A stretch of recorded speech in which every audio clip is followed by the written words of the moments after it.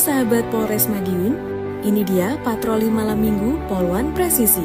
Polwan Presisi hadir melaksanakan patroli dan public address di pusat keramaian masyarakat, kawasan pabrik gula Pagotan, Kecamatan Geger, Kabupaten Madiun.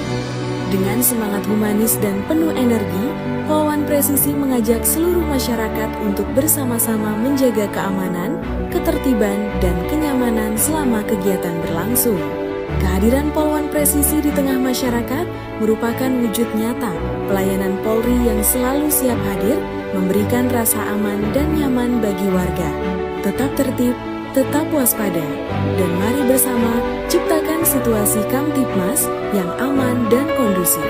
Polres Madiun, presisi, humanis, dan selalu untuk masyarakat.